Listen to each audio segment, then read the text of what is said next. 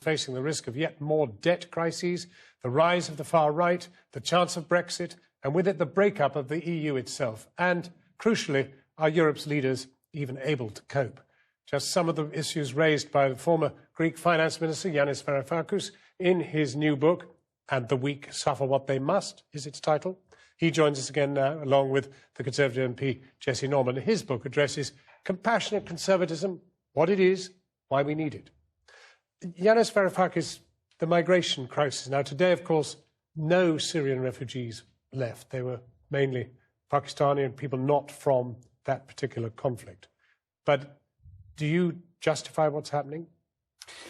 Well, the problem with this European Union fudge, or agreement, call it what you might, is that firstly, it's inefficient. Secondly, it's illegal. It violates basic principles of the United Nations, of international law. We don't have the right to deport refugees or people who are seeking refuge without processing, without looking at their cases, finding out, and especially not to deport them to a country that has not subscribed to basic international law on refugees and human rights. Where does this fit into your extraordinary and revealing, I think, deconstruction of exactly what is wrong with Europe?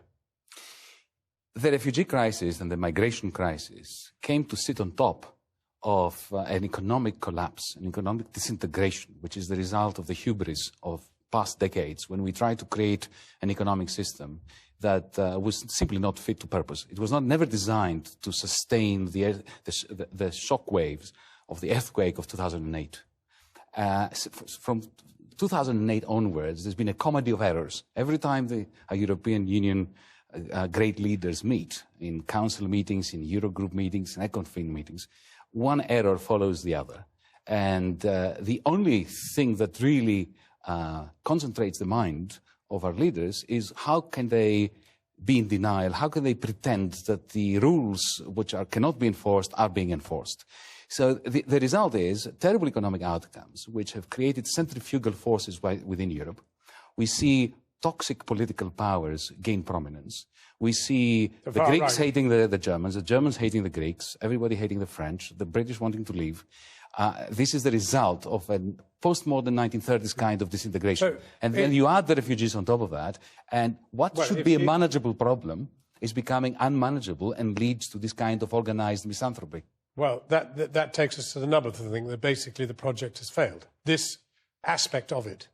I don't think there's any doubt that the combination of the Eurozone crisis and the tremendous catastrophe of the centre of the European economy has pushed the capacity of governments and the European Commission to manage events to the limit, and to have this on top has pushed it beyond it. And that's why we're seeing so much difficulty going on both sides. I think what's so interesting is that they had the opportunity in some respects to crack the Greek issue when Yanis was the Minister of Finance, and they backed off.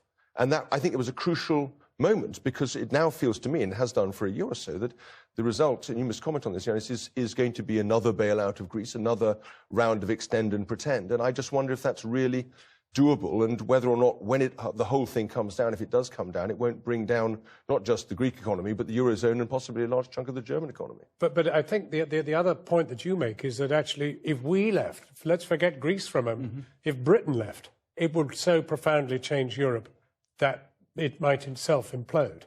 Well, Greece is the canary in the mine. It's not responsible for the methane gas explosion, but it is an early warning.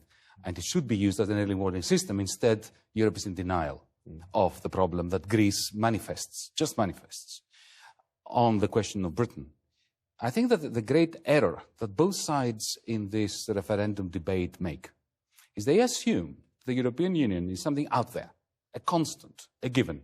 And then the question that the British public is asked to decide upon is whether you want to be part of it or not. It's not so. The European Union is an evolving enterprise and a disintegrating one. Brexit would profoundly affect this disintegration process. I think it will accelerate it. And simply by hiding behind reconstituted sovereignty here in Britain, you are not going to be able to escape this vortex which will be created in the center of the continent. If, let's say, the euro splits, the European Union disintegrates completely as a result of Brexit. Brexit speeds it up. you're going to end up with a huge dividing line, a new Berlin Wall, this time between France and Germany, running down the Rhine and across the Alps. The Germanic lands, anything east of the Rhine, are going to become deflationary because of the new Deutschmark that will appreciate. The rest of Europe is going to be stagflationary, with a combination of high inflation and high inflation. Do you think that Britain is going to be unaffected by this? That you will be able to sail across the Atlantic into some wonderful alliance with the United States and China? But in which case, you're going to be dragged into this. But both of you are critics of the great enterprise. What's to be done about it? Because your fundamental issue, or the fundamental in this book, is that actually the structures of Europe just don't work. Yes, but the difficulty has been that, as Yanis has eloquently pointed out, at every moment when the canary's been singing about the methane gas that's about to engulf the whole thing, people have just ignored it and therefore have failed to deal with it. And I suppose one of the things that people who support Brexit, and as you know, I've been scrupulously neutral on this issue because I'm looking after my constituents. You're the first neutral I've met. Well, that's because I think my constituents deserve impartial advice and information. But you still have to cast a vote in the end. And that's a private matter for me, thank you, John, but I'll leave that to my constituents. The question is not that. The question is how we as a country can, whether or not Brexit is itself then the action that forces the Eurozone and the other European countries to take a grip of the situation. That's the other way of thinking about it. It will be catastrophic for us. How European Democrats need Britain in. But if that is how true, could yes, a grip be taken? True, what would he have to see to make this thing work, make Europe work? Well, the first thing that we need is a large dose of transparency in Brussels. I have a very simple view. We're agreed on that, my friend. If we live stream European Union Council meetings, just that, I mean, there are cameras in there, connect them to the internet, so that people can actually see what David Cameron argues on their behalf, what Tsipras, Merkel, Hollande argue on behalf of their people. Do you know what difference that will make? I've had this traumatic experience for 5 months in Eurogroups.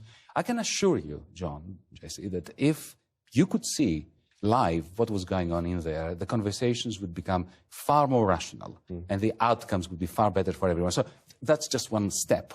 The second thing we need some serious rethink of economic policy.